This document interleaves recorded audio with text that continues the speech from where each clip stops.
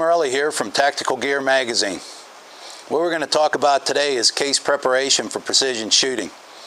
There's several things that I do to my brass when reloading to make it more consistent from case to case. Case consistency is very important in shrinking your groups. Each of these things by itself will tighten your group slightly, but when they're all added together, they'll noticeably shrink your groups, especially at the longer ranges. I will cover case selection and each of the tools that do the functions to improve the case and make them more consistent. The next step is case selection. When you get your cases, you need to buy them out of the same lot and the same manufacturer. Manufacturers' brass will differ in thickness and weights from company to company. Where this affects the case is the volume of the case. And burning the same amount of powder in different volumes will cause the powder to burn differently, and it'll affect your group slightly. I buy Winchester Western brass because a friend of mine buys it in 3,000 lots and then divides it up in bags. I can buy enough bags to get my 100 that I like to start with. I like to work in the lots of 100. But I know that every bag came out of the same lot, and the weights are going to be pretty close, and they're going to be manufactured pretty close to the same specifications. The next thing that I want to do is find the average weight of the batch of brass that I have. Finding the average weight is as easy as using your powder scale. I have an RCBS powder scale here, and I'll weigh out several of the batch of brass that I'm working with and get the average weight. This batch of 100 came out close. Actually, this big batch that I bought, it had an average weight of about 164. This 100 here I weighed out to within 1.5 grains either side of 164. For instance, this one here is right on 164. This next one here is 165. It's within 1.5 grains.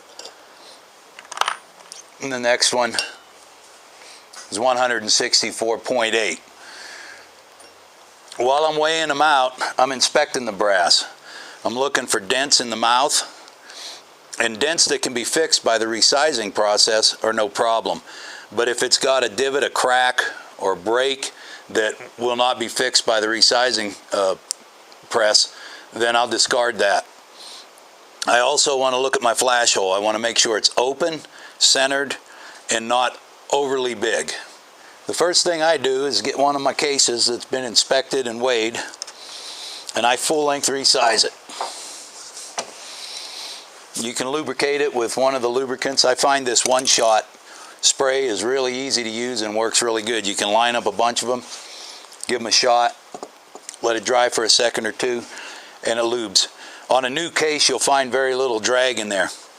I full length size them the first time because I want to know they'll fit in the gun, and I'm going to fire form the first set of cases so that these will actually be form fitted to my chamber. After that, I'll neck size them. This way they'll fit perfectly in my chamber, and they'll be neck sized to hold the next bullet. I'll continue to do that until these cases start to go into the magazine hard, or they're hard to chamber.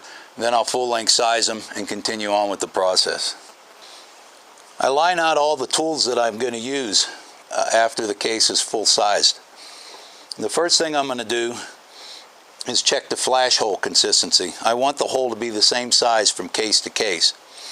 I'll go through my 100 and find the largest hole, and then I'll get a machinist drill bit, which is marked off in thousandths, that will fit perfectly in the largest hole. Then I'll go ahead and each case I'll take and run that drill bit in. If it's the right size, of course, it will not cut any more off. If the hole is slightly smaller, the drill bit with a little spin will clean that out. This will make sure that the hole is the same size and the same amount of flash will come out every time I shoot, and it'll be consistent from case to case. This is a Wilson Sinclair case trimmer. What I like about this tool here is you can set the exact length to the thousandth of how big you want or how long you want your case to be from base to the mouth of the case. It operates on a system of collets to hold the case where you want it, along with this sharp fin, and I'll show you how to use that here in just a minute. And you also want to have one of the loading manuals. This one's a Lyman, and it'll have all the specifications so that you know you can make your case correct from the start. The next step in the process is to trim the case. Even though these are new cases and you could probably load them up and they'll be fine, I trim them the first time. I always find that I can take a little bit of brass off, which means they're just a slightly bit too long.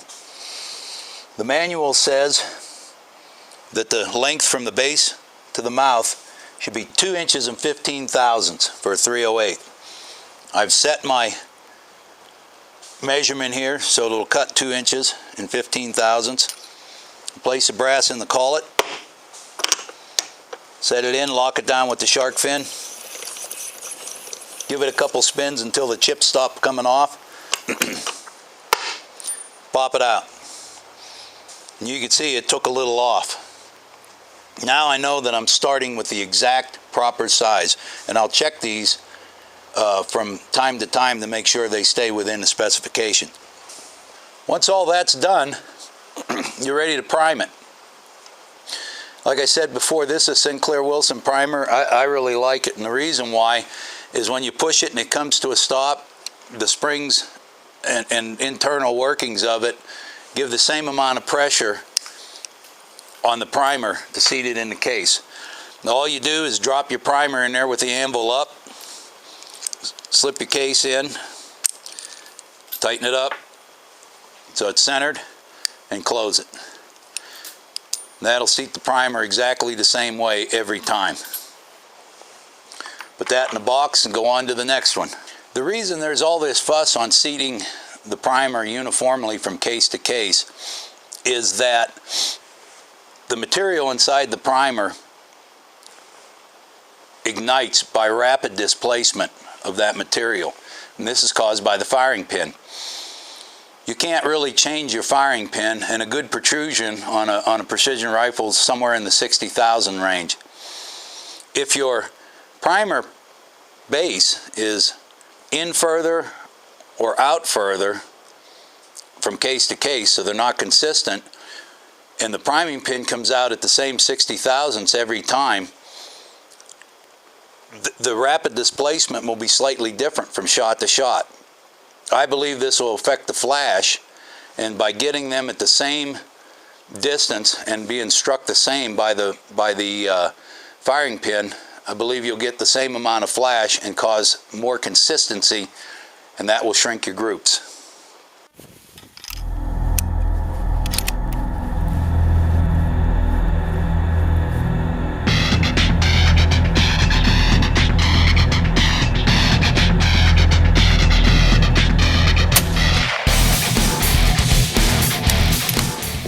Groups we shot.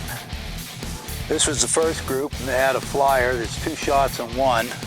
We had a flyer there. That was the first shot in a cold bore. This one here is the second group, 2 together. Here I had a little wind picked up, and it moved my group along the side. These groups aren't all on center, but that's just a matter of moving your adjustments on your scope.